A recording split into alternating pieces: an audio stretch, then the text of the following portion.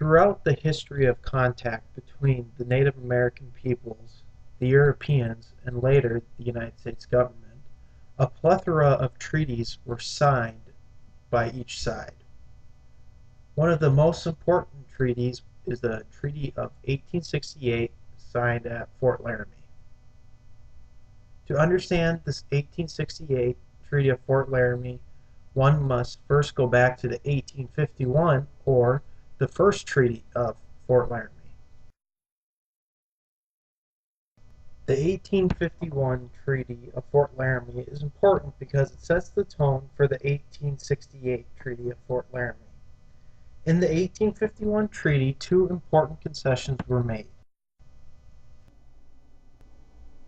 The first concession was the establishment of a reservation in western South Dakota that stretched into parts of North Dakota, Montana, Wyoming, and then south into Nebraska and Colorado.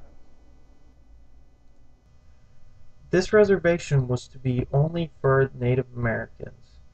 No white settlers were to be allowed across it or to settle within the boundaries.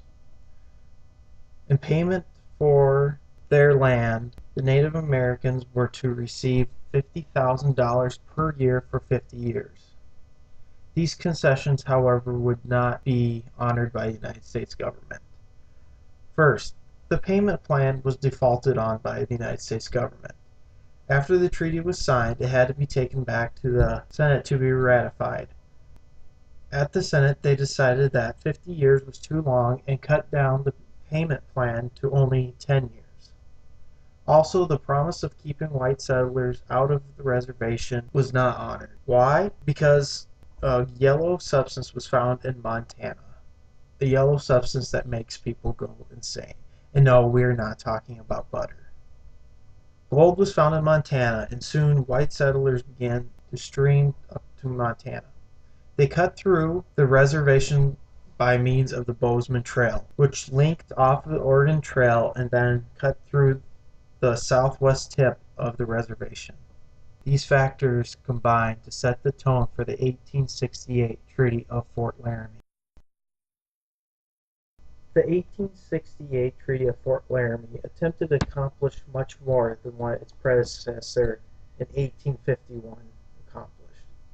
However, due to miscommunications between the United States government and the Native American people by the people the United States government sent out to do the translations, many of the issues got lost in translation. In this treaty, the Bozeman Trail and forts along the Bozeman Trail were abandoned.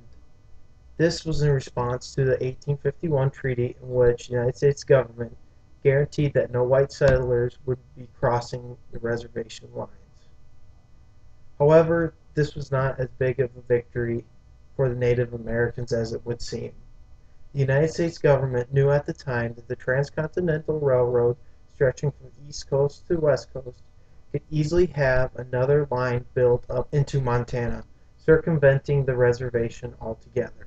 A later article in the 1868 treaty stated that the United States government would have the power to construct roads through Native American territory. This effectively undid the closing of the Bozeman Trail and allowed the United States government a loophole in which to construct roads and railroads through Native American territory. This article also stated that the Native Americans were not allowed to interfere with the progress of the road or interfere with the Union Pacific Railroad laying track.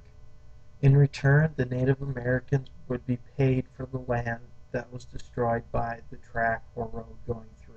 However, just like the reparation payments in the 1851 Treaty of Fort Laramie, these payments went unpaid.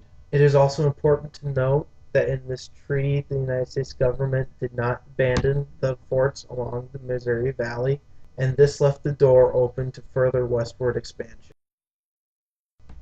This is also one of the first treaties to push Native Americans back to the east. Prior to this, we have seen tribes in Minnesota pushed out of Minnesota and into the Dakota territories under threat of execution if they return.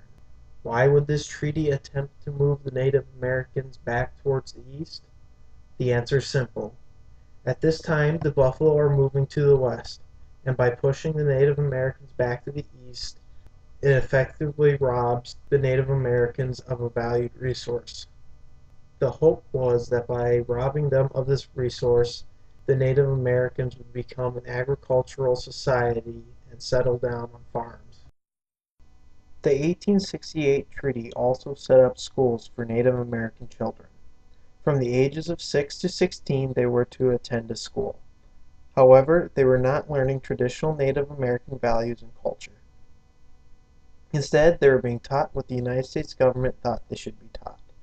This can be seen as a terrible blow to trying to maintain Native culture in the United States. The treaty did give the Native Americans residing on the reservation special hunting and fishing rights. But in the long term, this was a small victory in a treaty that could be said to have further crippled the Native American culture. A final point on the Fort Laramie Treaty of 1868. When the United States government wanted to enter into negotiations, they completely ignored an aspect of Native American society. In Native American society, no one leader has complete power over every tribe. Instead, each tribe has their own leaders. Along with these leaders, the elders of the tribe also hold a special place of significance. The United States decided to focus on Red Cloud, a leader of the Lakota Nation, in hopes that if he would sign, the Lakota Nation would follow suit. However, Red Cloud's signature would be one of the toughest to get. The signing of the 1868 treaty was not without its own problems. Many Native American leaders refused to sign the Treaty of 1868 due to the promises that were being made by the United States government.